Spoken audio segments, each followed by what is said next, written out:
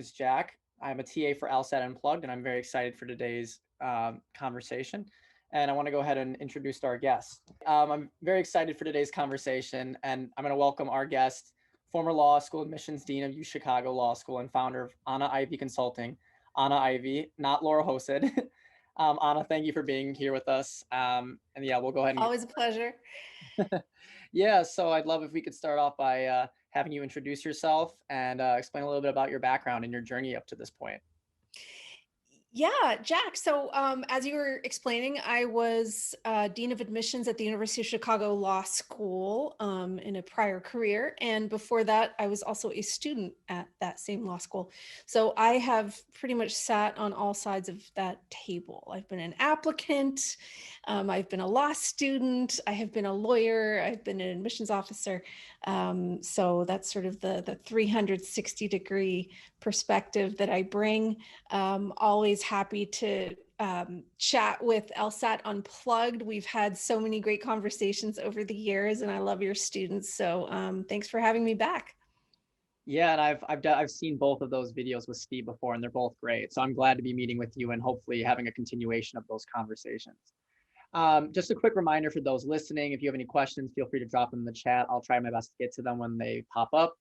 But I thought it would be good to start off with some questions about you as when you were formerly as Dean of Admissions, and then eventually move on to more general law school questions that you do now Sure. with consulting. So just to start off, I thought if you could just give us like a brief explanation of like how the application review process worked at UChicago and what role the Dean of Admissions played in it. Like, does it go like amongst a panel, or does it kind of work from like one person reads it, then the next person reads it? Just kind of give a brief explanation of that. Look, every school has its own internal process, and even within a school, it can change from year to year. So I wouldn't try to sort of game that out too much as far as what's happening behind the curtain. But typically, a law school admissions office will have multiple readers that are reviewing the files. They're given certain criteria for what to look for, and they have a certain sort of grading system, I will call it, or some kind of metric that they're assigning for along different elements of their admissions review process. And then the Dean of Admissions sort of sits at the top of that admissions org chart. And ultimately, that's the person who reports to the Dean of the law school. And so ultimately, the Dean of Admissions is responsible for what's going on in that department and admissions outcomes. And certainly things can get escalated to the dean and when there are sort of tricky situations, and then things can also get sort of pushed down to the Dean of Admissions. For example, if there's sort of a VIP applicant, somebody who has some kind of sort of pull with the law school or the university, you get a nice email or have a nice meeting with the dean of the law school, and then you have what's called a flag on the file. And then internally that works differently at different schools too. I was very lucky in that in my role at UChicago at the time, the dean of the law school never told me what the admissions outcome needed to be for a particular applicant, even, a VIP applicant, even with a flag on the file.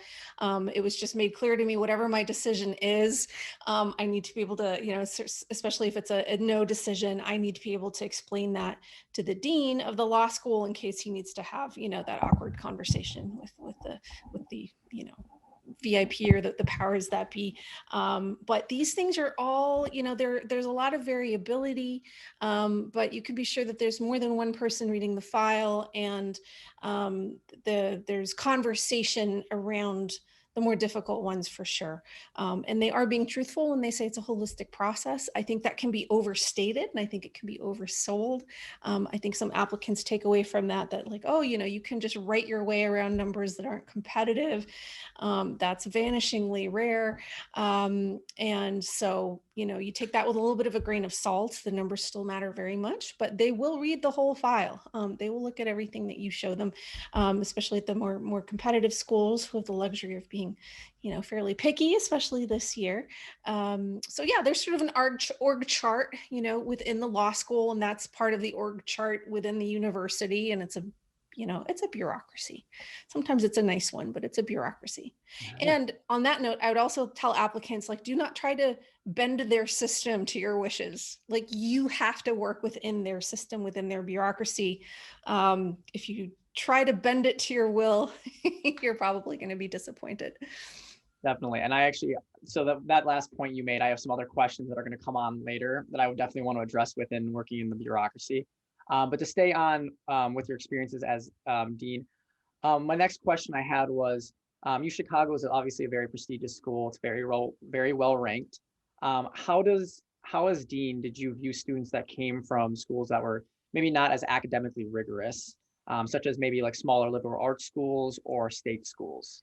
I would just push back a little bit on the assumption that a small liberal arts school is not rigorous. Some of them are the most rigorous in the country, or in that Sure. bucket. So, they will look at each school sort of on its own merits. And when you apply to law school, you'll have what's called an academic summary report that's generated by LSAC after they process your transcripts. And what they do is, LSAC has sort of a monopoly on information. Everyone who applies to a US law school that's on the LSAC platform, LSAC gets to just kind of vacuum up your information and do all kinds of interesting analytics with it, some of which they then share in the academic summary report. And so, say you come from a school that doesn't feed a lot of people to law schools, or you've got, I don't know, a rookie admissions officer who maybe hasn't heard of your school. Well, the academic summary report will actually show, for the last several years from your school, the people who applied to law school fell into these percentile ranges for the LSAT. And here's also what the grading curve looked like in terms of the GPA distributions for law school applicants from that school. So they have different ways of trying to get a sense of what the grading looks like, what your peer group is like in terms of their competitiveness, at least for law schools. So even if they know nothing about your school, they have some interesting data points. I would say if you're applying from a school that they're not familiar with or not likely to be familiar with, it just shifts the burden on you and your recommenders from that school to help them understand what does a transcript from your school look like, what might not be obvious that they should know about your undergraduate program. So there are different ways to get that information across. But ultimately, admissions officers don't want to have people all from the same bucket of schools and all from the same backgrounds. So don't assume that just because you're coming from a college that might not send a ton of people to law school, or that might not be terribly fancy pants, that somehow that's going to be a strike against you. It really comes down to, what opportunities did you have while you were there, and what did you make of them? Awesome. Great. Because that was more of a question that I formulated because I'm from a state school and I'm really hoping that that's not going to have a disadvantage. Well, let's talk about that. So first of all, which state school? I went to University of Wisconsin. Yeah, okay, I've heard of it. So with the state schools, typically they do have tougher grading than cough, cough, the Ivies and some of those, some of what they would consider their peer institutions, for better or worse. And so that's a really great example right there. If the grading is tougher at a state school, that would be reflected in the academic summary report. And the admissions officers also know that at a big state school, you kind of fail on your own time. Like, people aren't holding your hand, nobody's coddling you. You've got to sort of make your own way in a big environment like that. And so, that can communicate some good things about you as well, right? And they also know full well that the top students at some big state school could have done perfectly well at, a school, a private school that has, a name brand. We don't need to rattle those off. And that, there's no lack of rigor or competitiveness for the people who are the top students in those programs as well. So the challenge with the big state schools, in my experience on the consulting side, is that you might not have had opportunities to develop relationships with your professors to the point where you feel comfortable asking them for a recommendation, or they even know who you are, passing you on the street. That can be a problem. And I've heard of some really kind of awful policies. So for example, here in my neck of the woods right now at UCLA, I've heard of, from an applicant, I heard of a professor who said categorically he will not write recommendations for his students unless they TA'd for him. So you just hear about stuff like that. Yeah, you should sort of shake your head, right? So I think the burden around recommendations can be trickier if you're at a big state school, unfortunately. Yeah, and I've definitely experienced some of those same Yeah. flaws. I've luckily my people that I've asked for letters of recommendation, they were a little bit smaller classes and I was able to go to office hours and stuff like that. But yeah, I know so many people, even applying to med school too, it's the same thing. You have like 300 Yeah. in-person lectures. It's hard to And befriend or yeah. And so the key thing is you just have to sort of plan ahead well in advance, and you have to go to those office hours. You have to seek out opportunities, maybe to be in a smaller section or whatever the case may be. I'll also point out that the job title really doesn't matter. So, maybe it's a big class and nominally, the professor is the person teaching you, which is true, and it shows up on the transcript, but the person who actually evaluates your work is the TA, might be a grad student. Completely fine and even preferable for the recommendation to come from that TA. So don't get too hung up on job titles. True. Great points. Um, let's shift topics and go a little bit more into some of these applicants. So when you were law admissions dean, what were some of the personal qualities that you'd look for in a UChicago applicant? And how were these applicants able to convey these? Yeah, well, that's packing a lot into one question. I'm trying to think about how to answer that succinctly, but Chicago then, as it does now, has what I would consider a pretty interesting combination of sort of thinking and doing, and that's also what appeals to them in applicants. So they definitely have this kind of super nerdy side, which may or may not be someone's cup of tea. If that's not your cup of tea, that's probably not the right place for you. But it has this sort of unapologetic, like, we're kind of nerdy, we're kind of academic, we love that. And then at the same time, they're also very focused on making sure that you have important skills coming into law school that are going to matter out in the real world. And then also that you pick up important practical skills while you're in law school, and you can kind of hit the ground running as a young lawyer when you get out of law school. So, from my perspective, that was always a really nice mix. Some schools lean more kind of to one side than the other. And it's all about kind of what kind of environment is going to be most attractive to any given applicant. But, as with any other kind of application in life or kind of pitch in life, you have to make your pitch, right, in a very small amount of space and a very small number of pixels, when you lump them all together. And you have to find a way to do it within the four corners of that application. And so you have to figure out, how do you make that form work for you? And if you go into it thinking, oh, it's just a form, you're not going to succeed in that process. You really have to think about, what are the qualities in your background, in your profile, and your potential that you want to make sure fit in there somewhere. And then you have to make sure that you're using all the different parts of the application in this seamless way so that it gets those points across, but you're not using the parts of the application in a redundant way. You're not duplicating information because you don't have that luxury. You don't have a lot of word count. And so, you don't want to leave anything important out, but you also don't want to be duplicative. So it's not, it's not an easy exercise. It's not something you sort of bang out in a weekend. But if you're thoughtful about it and you have really reflected on who you are and what you want, I think there's a really binary situation where people who haven't reflected on that or don't know themselves well enough yet, that's going to be like pulling teeth. If you are a reflective person and you are clear on your goals, then it shouldn't be like pulling teeth. It's still going to be work and you have to put the time in and the effort in. But, I found it's usually one or the other, and it really depends on how ready you are for this process. And so even if you're not ready for it now, that doesn't mean it's off the table. I think it just means you have to kind of go off and do a little bit of reflection and maybe get some life experience before you get to that point.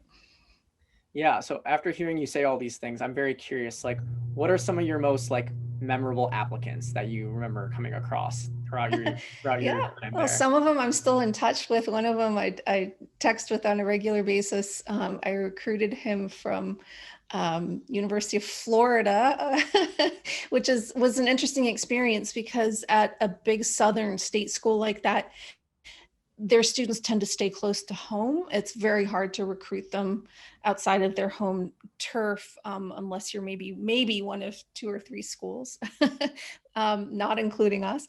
And so, but yeah, I'm godmother to his twin girls. I mean, the admissions officers really get invested in the applications they read and the students who ultimately enroll. And they can get really invested even in the students that they can't make offers to. And I'm going to play those admissions officers the world's smallest violin because it's definitely harder for applicants, no question. But there is always a certain amount of heartbreak involved when you're an admissions officer at a selective school, or what's now called a rejective school. People do, schools that are in a situation where the numbers are such that they are turning people away by necessity. There's always some heartbreak, and you always kind of wonder about those students for sure.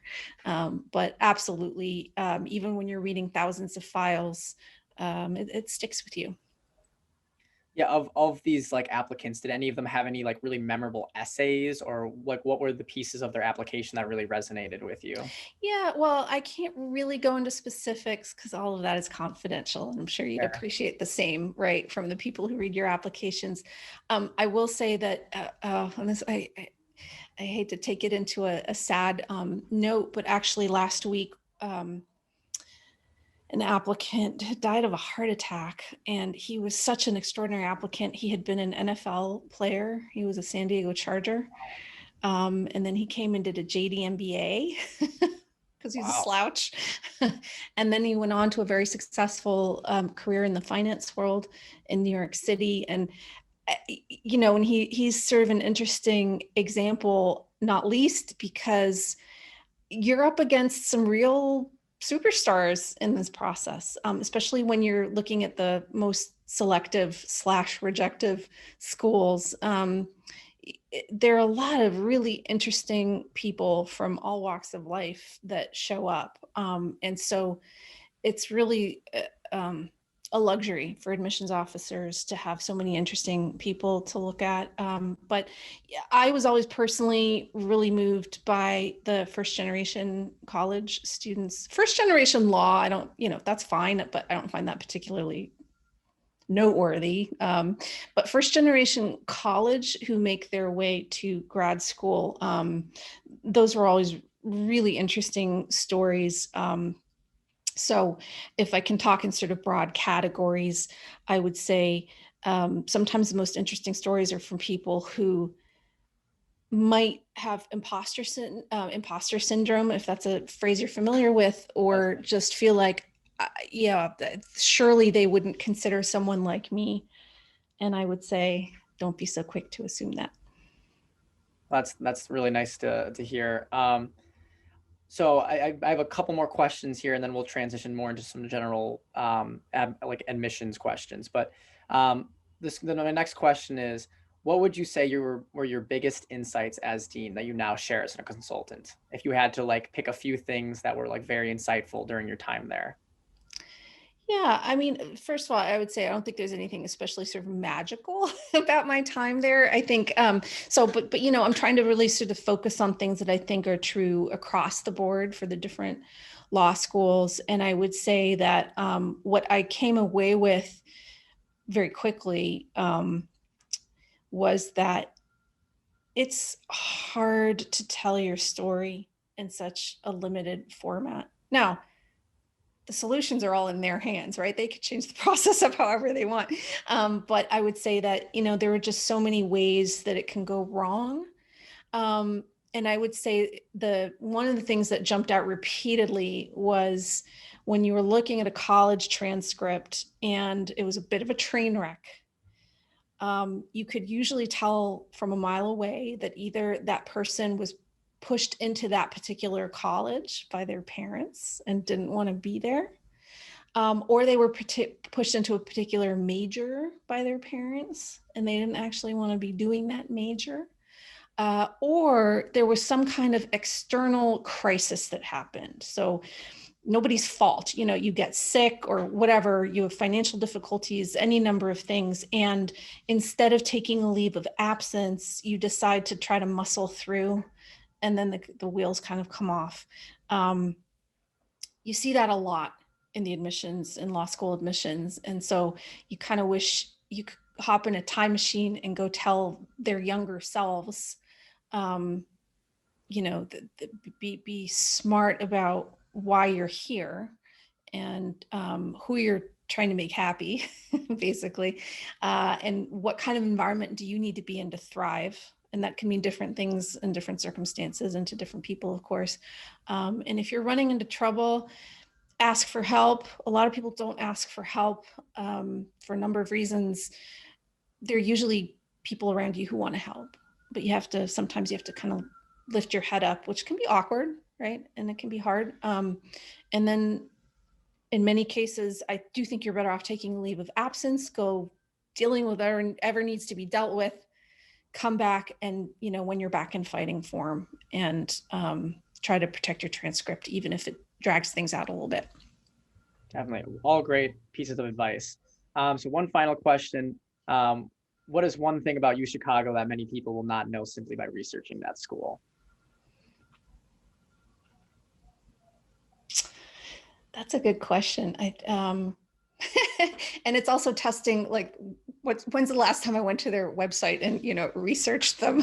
Because I'm trying to think of what is not on there. I think they actually do convey quite a lot. I'd have to think about that, but here's a little factoid. I think it just came out yesterday. The above the law rankings for federal clerkships for the class of 2020 just came out.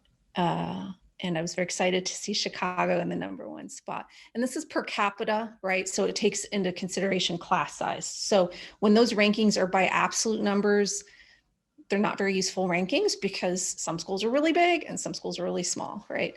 So you always want to look at per capita results. So yay, yeah, that was fun to read. If you care about federal clerkships, you know, you can go find stuff like that. So that was that's very interesting. That was the breaking news, were the new clerkship rankings.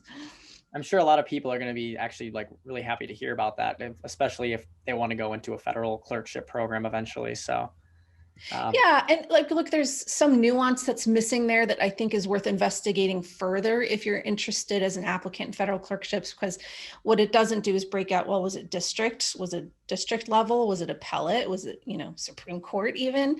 You know, and so, you know, you want to dig in a little bit more if that's important to you. But in the aggregate, a federal clerkship is important to a lot of people, or something that they want to explore. So you know, there are a lot of rankings that I think are fall apart very quickly once you scratch the surface. But when a set of rankings is done in a thoughtful way, great. You know, that's just another resource for you as an applicant. Great. All right, so now to move on to some more general questions about admission, and we're going to start off with everyone's favorite thing to talk about in 2020, COVID. Yeah. So my first question is, how do you think COVID will impact this upcoming 2021-2022 cycle? I know this past cycle's been crazy with increased applicants, and I've even saw recently that like LSAT scores have been disproportionately higher than expected in certain ranges. So I'm just curious what you think about this next upcoming cycle. Yeah, so let's start with the LSAT piece of things, because I think that did drive a lot of what we're seeing this cycle. And admissions officers know this too. The top LSAT performers, scorers in any given admission cycle, sometimes they're in the cycle, sometimes they move out of that pool. It depends on the economy, other opportunities they have, but they come in and out. And so some years there are more people getting the really high scores, and then other years they're off doing other things. This cycle that we're still in, and that's about to wrap up, we saw a big spike in the top scorers. Whatever they were doing, they all came rushing back. And so for the people who scored 175 and above on the LSAT. And for those of you who haven't taken it yet, that's a really hard score. I'm sure LSAT Unplugged can tell you more, but that population of people doubled over the year before, which is a lot. and for the people who scored 170 to 174, I think that was up something like 60%. Wow. So if you're in that band of high scorers, all of a sudden you have a lot more competition than you would have had even a year before. And what that means is that the top schools that are all trying to, attract those top scorers, they all of a sudden get to be a whole lot pickier. And that has ripple effects throughout the entire system, right? Top to bottom. So it was really a terrible year to be an applicant. It's a great year to be a law school. Where this is all leading is that not even the law schools have any idea what's going to happen this coming cycle. We all wish we had that crystal ball, but there's truly no way to predict. Are those top scorers going to kind of keep showing up? Are they going to be spooked by what happened this cycle? Who knows? I wish I had a good way to predict that.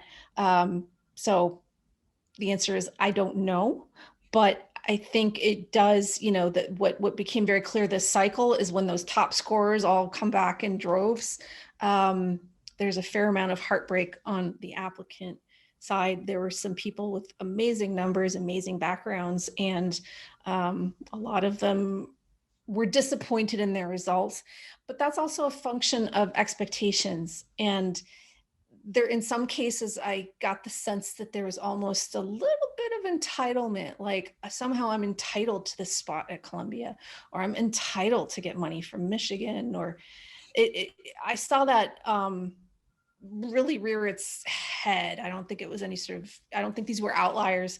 And so I would say manage your expectations and manage the sort of sense of entitlement, because you're not actually entitled to the spot at Columbia or the money from Michigan or whatever it is that, you had your heart set on. Yeah, definitely. It's hard to swallow your pride and accept like what's really going on. But yeah, no, I mean, it's been a difficult year, and I have so many other questions about COVID, but I'm gonna get to my next one, which is for students who graduated from college during COVID and had to go right into like lockdown and then eventually figuring out what they were gonna do.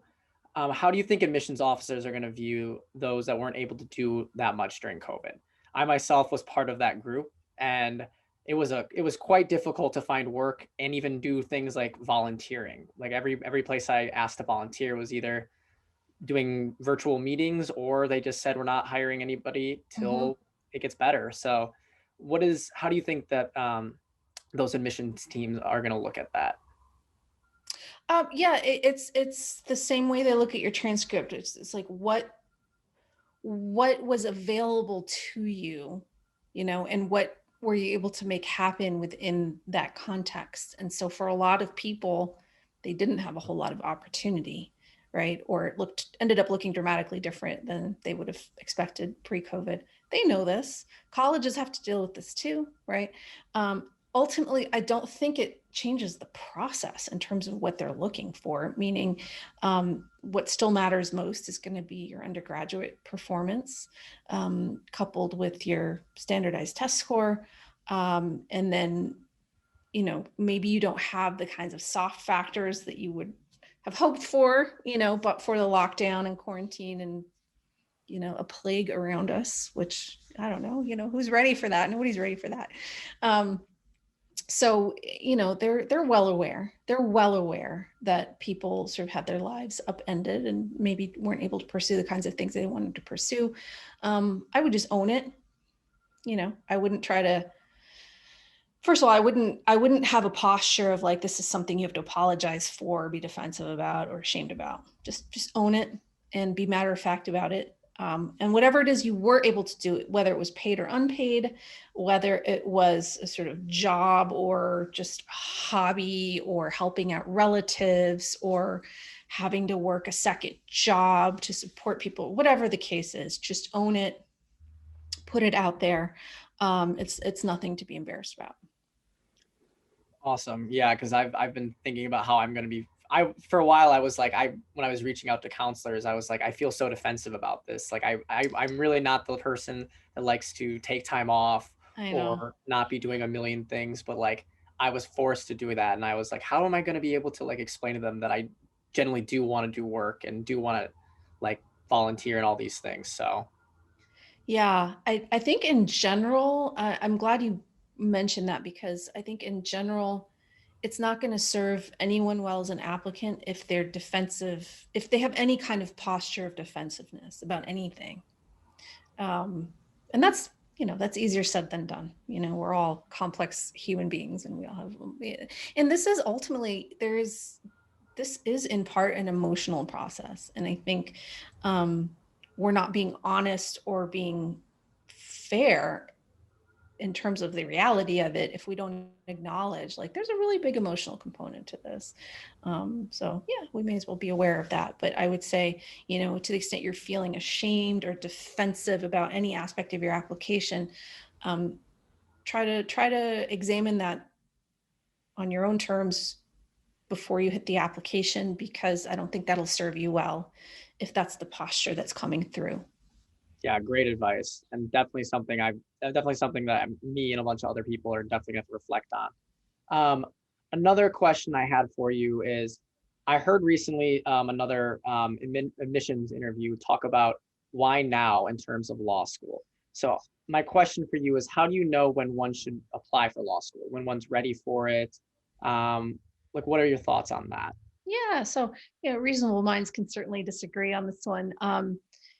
Law school is a bit of an outlier as far as professional graduate schools go, because you can go straight through college, out of college, and you don't have to have done a certain curriculum the way you would for medical school, for example, or business school, the MBA programs. But just because you can go straight through, for example, doesn't mean you necessarily should. I'm a big believer that you're better off going out and getting some real world experience before starting law school.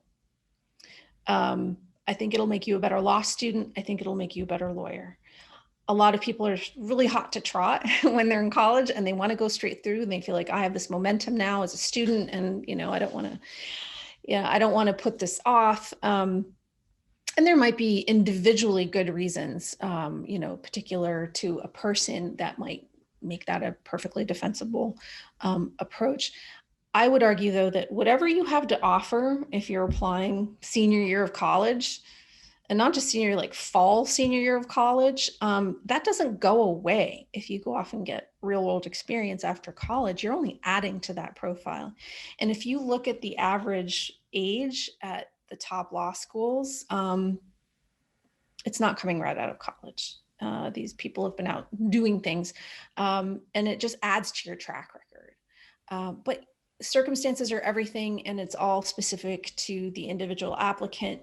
Sometimes, who could have foreseen last year, right? And if there are just no great options, fine, go straight through. But I would say, don't just assume you should go straight through. Really think about that. In my experience, often it's driven by parents. they keep coming up.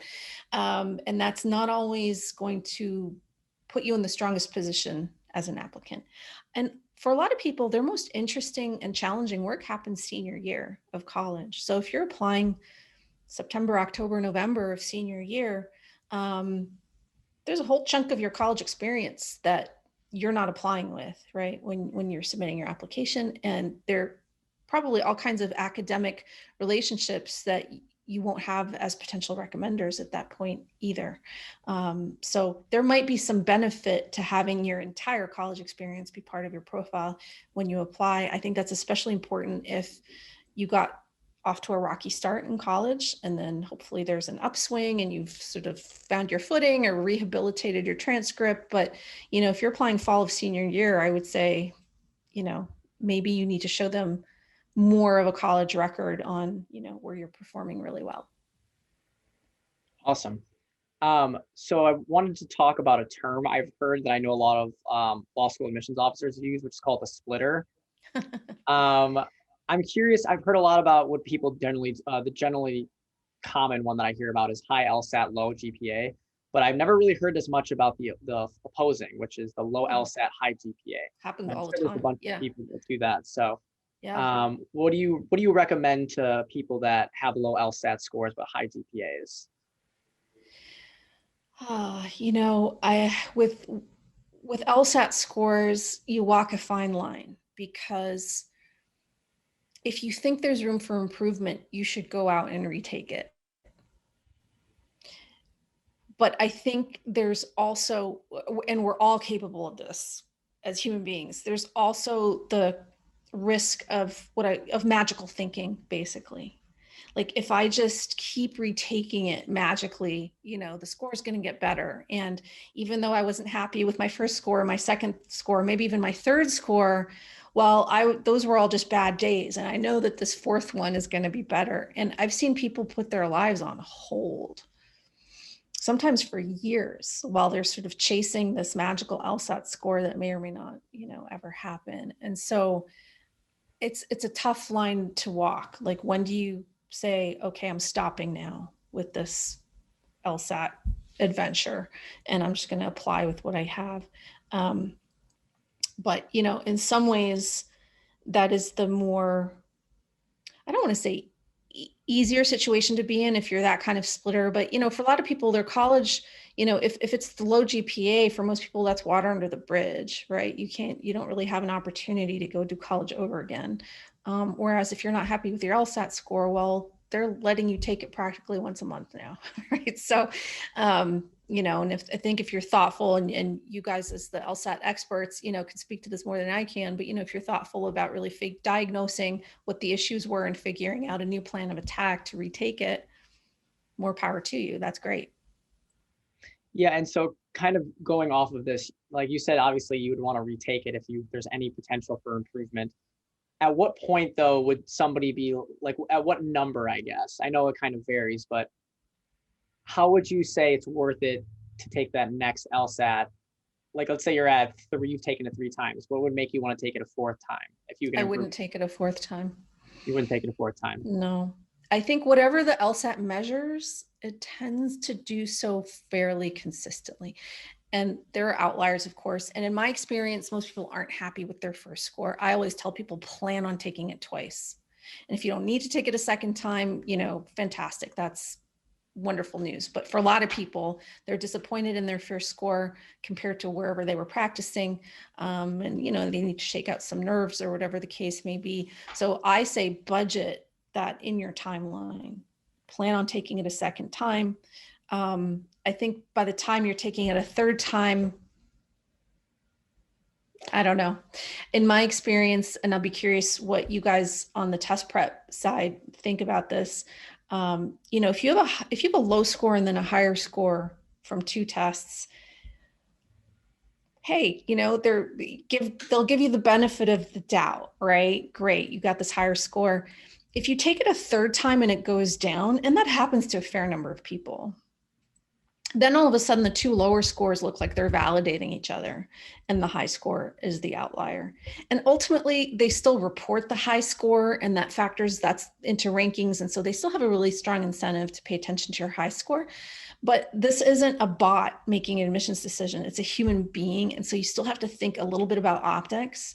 And so if you've got 2, you know, if you've got a score goes up and then goes down again, then that high score looks like the exception, right? Or the less valid score, right? So, and once you're past 3, I don't know, I think that's sort of a, you know, a Hail Mary. And yeah, I think it's hard to know when to call it quits, but I think if you're thinking about taking a fourth time, probably that's magical thinking. I love that term. That's so funny. All right, so now to talk more about GPA. Mhm. One of the questions I had was, what do you say to people that are coming from atypical majors like STEM, or maybe from like, I don't know, like theater or music Mhm. studies or something like that? How do law schools view those students that might have lower than median GPAs? Well, so STEM applicants aren't that unusual. And in fact, people from STEM backgrounds tend to be the highest scorers out of all the majors on the LSAT. So it's not a bad fit as an applicant. But STEM programs often get graded more harshly than liberal arts or humanities classes. Admissions officers understand that. So you have a little bit of wiggle room with STEM grading. With arts, I think you're going to have to lean on your recommenders to give a sense of what the grading is like, because I don't think there will be some sort of blanket assumption about, oh, grading is harder in the arts than in the humanities. So you might need to kind of have a little bit of third-party validation about what the grading is like for your major. But I will say that people from arts backgrounds, they're absolutely welcome in the law school admissions process. That's not considered a negative in any way. So we mentioned earlier, talking about like the full application process, all those pieces that come together to tell like a full applicant story. So I was curious, how would you best optimize like putting those stories together to construct it? I know you said you want to focus on making sure your diversity statement or the different essays tell a different part about you. How would you suggest somebody build an application? Yeah, well, you have to think about what each piece of the application is meant to do for you, right? So your resume, for example, can do a lot of heavy lifting for stuff you've done, right? Things that lend themselves to bullet points, which means though that what a resume can't do very well is give any kind of backstory or why you did something or why you took this turn or that turn. And so I like to think of the resume as where you can say what you did, and then the essay is more about the backstory, why you're doing something.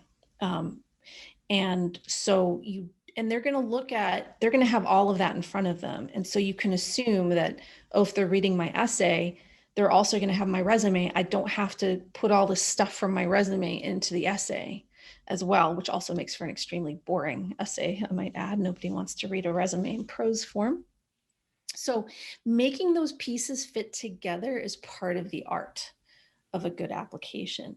And then there are things I would say of the different essays you write for a given application, start with the personal statement. And then you can figure out, okay, now that I know what has made the cut for these 2 pages double spaced, roughly, are there other important parts of my story that I think are really necessary to work in here in order to give an admissions officer, an honest and accurate understanding of who I am. And if there are other parts of you that didn't make it into those other parts of the application, very often they will invite an optional diversity statement. And when you think about a diversity statement, you want to think really broadly. So I've had a lot of sort of, well-to-do white dudes say, well, I have nothing to say for a diversity statement, but maybe you have, I don't know, 6 siblings, or you experienced mental illness in your family, and that really shaped how you interact with other people, and could very well influence how you view legal problems and want to function in the world as a lawyer. You think really broadly about diversity. What are parts of your life experience that are going to give you an interesting perspective in the classroom that you can share as a student? And then what's going to make you an interesting or effective lawyer? What are those life experiences? It doesn't just have to be sort of a status, like I'm this ethnicity or I'm X, Y, or Z. It can just be about, these are experiences you've had, regardless of some of these other aspects of diversity. So you can kind of, I would say, really reflect on what some of those stories might be. Sometimes when people think, oh, I don't have a diversity statement to write, and then they show you a first draft and you nearly fall off your chair because it's really interesting. And so doing that kind of brainstorming, even if it's just doing it by yourself, is really important before you sit down to write, or before you make any assumptions about, oh, I have nothing to say on this topic. Yeah, similarly to what we've been saying, I'm curious, this is all kind of sounding like storytelling, or like Mhm. giving like more about your background in like a compelling way. So like what role do you think storytelling really plays in a personal statement? It's essential. It's essential. If you write sort of the 5-paragraph essay structure that you learned in English class in high school, I want to take a stake and drive it through the 5-paragraph structure until it's dead. That is not what you want to use here. You are telling a story. It is a narrative style of writing. So you're not going to have an introduction and then supporting paragraphs and then a conclusion that kind of reiterates everything you just said. First of all, you don't need that for a 2-page essay. They're not going to forget what you said in the previous page, right? But more importantly, if it's a narrative, it has a beginning, a middle, and an end, and that's how you're structuring something. And this goes back to Aristotle, basically, meaning what beginning, middle, and end actually means in practice is that there's some kind of change that happens. Something changes in the middle of your story, so that who you were at the beginning is not who you were at the end. And that could be about your professional goals. It could be about a really important personal experience. You can apply that to anything, any kind of story. But the point is, there's this arc where something happens in the middle. There's change. And that's how I would think about how you structure your essay. And these are short. I mean, 2 pages double spaced is very little room to work with, actually. And so sometimes a lot of applicants struggle with getting the story into that container.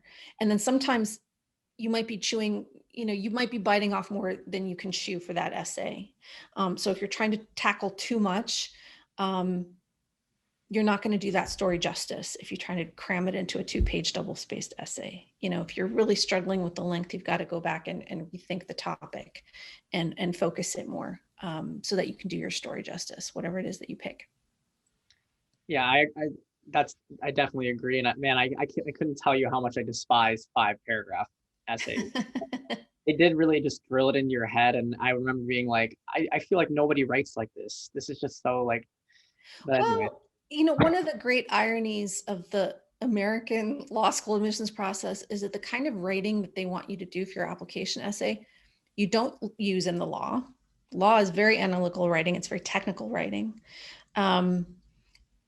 So they want you to do this kind of writing for your application essay that you're not going to use in law school. You're not going to use as a lawyer, but that's a clue. That's a really important clue to you guys, that like, well, what is it actually meant to be doing? It is not meant to show how smart you are. They have other things to look at for that.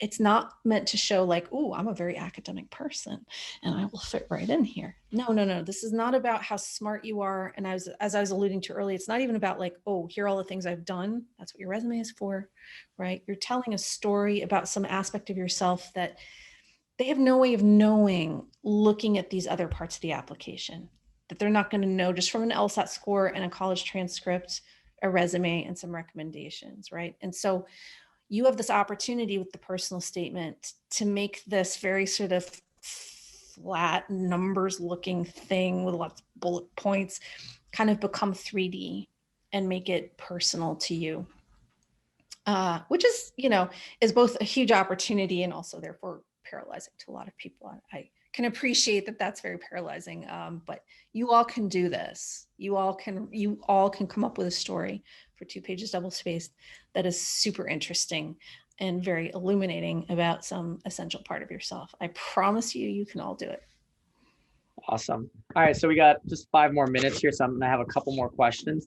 And I think this is a very important question for a lot of people that just need kind of like broader what not to do. So my question is, what are automatic red flags or signs that an applicant should be rejected? Like what are just the automatic, like, don't do this and avoid this kind of stuff?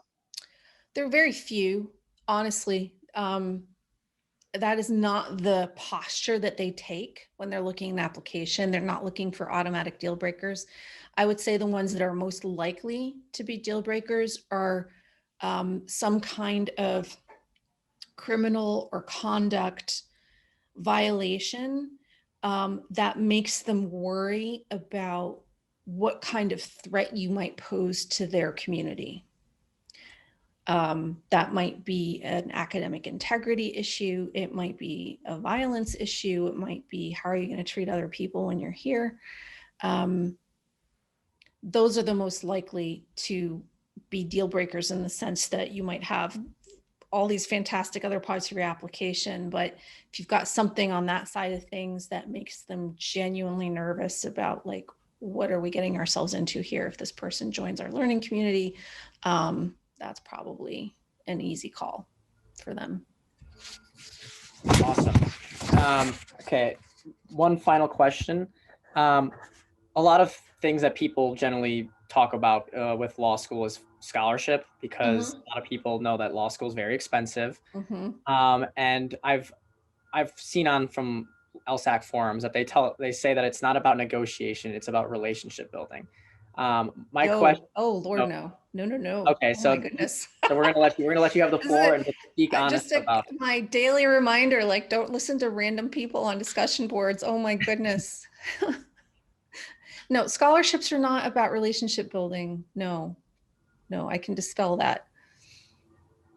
Then how is the best way for somebody to go about obtaining scholarship from law schools? Yeah.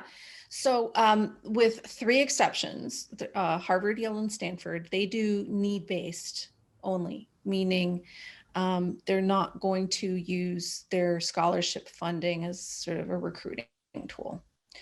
Everybody else, scholarships are mainly a recruiting tool, meaning they're going to assume that if you have need, well, you can borrow up to the entire amount to finance your law school education. So they typically use scholarship funding to kind of close the deal and to recruit the people that they really want for a variety of reasons, often rankings related. They want to be able to recruit those people away from offers that they're likely to have up the food chain. So the schools you're most likely to get money from, or most importantly, the schools where you're going to pay the least bottom line out of pocket, those are going to be the schools that are safety schools for you, because by definition, for safety schools, you're the big catch. So they're trying to recruit you away from your non-safety schools, who are probably not going to give you money to recruit, because they don't need to recruit you. They're recruiting other people, right? So what that means is that for most law schools, manage your expectations. And even if you think you're a catch for a school, they've got a lot of things internally that they have to manage with what their final roster of students looks like. So, I would not get too emotionally invested in sort of, their scholarship offers some kind of assessment of my worth to them. This is a process. They've got a lot of things that they have to manage on the, they have a lot of people they have to report to, and they have to worry about rankings and all kinds of things, and making alums happy and trustees happy. And, there's a lot that goes into this that is much bigger than any one applicant. So first of all, manage expectations. But if they make you a scholarship offer, there's no reason you can't go back and say, would you reconsider? There's no downside risk there. They're not going to say, oh, that's deeply offensive to us and that's incredibly tacky, so now we're going to take your admissions offer away. That's not going to happen. The worst they can do is say, no, take it or leave it. But as a practical matter, that really only opens any more doors for you financially if you have some kind of leverage to go and ask for more money. And typically that means that you have a better offer financially from a peer school. Chances are, as I was saying earlier, you probably do have better scholarship offers from your safer schools, but keep in mind how that whole structure works. They know that you're a bigger catch for the safer schools, and they know that they don't have to necessarily match that offer to lure you away if, they consider themselves, higher and mightier in the great food chain of law schools. At the end of the day, though, only you get to decide what law schools are worth it to you at what price point. and some law schools might only be worth it to you if you get a full ride, and other law schools might look really prestigious, but you don't want to borrow a ton of money, in which case it's completely justifiable to take the better financial deal. So, you've got to be really thoughtful about that and your own goals and your own circumstances. I wouldn't go in thinking, oh, I'm just going to give an arm and a leg and mortgage the next 30 years of my career so I can attend school X. You owe it to yourself to put some more thought into what those trade-offs are among different schools. Awesome. Well, very wise words. And we're at the top of the hour. So I just wanted to say thank you so much for this conversation. Thanks for I learned a having lot. me. I'm sure everybody else did. And yeah, thank you. We appreciate it. All right. It's great to see you as always. Lovely to be chatting with LSAT Unplugged. I think this is the first time I've done one of these without Steve, your fearless leader. So it's very exciting that he's got some new folks on his team. It's very nice to meet you all. Yeah, I hope you made him proud. I hope he keeps inviting me back. It's always a pleasure. Yeah, thanks again. Appreciate it so much. All right. Take care. All right, take care. Bye-bye. Bye. Thanks for tuning into the show. Please subscribe if you haven't done so already to be notified of new episodes as I release them. And feel free to reach out if you need anything at all as you move forward with your prep. I'm happy to help however I can. In the meantime, I'll wish you all the best and take care.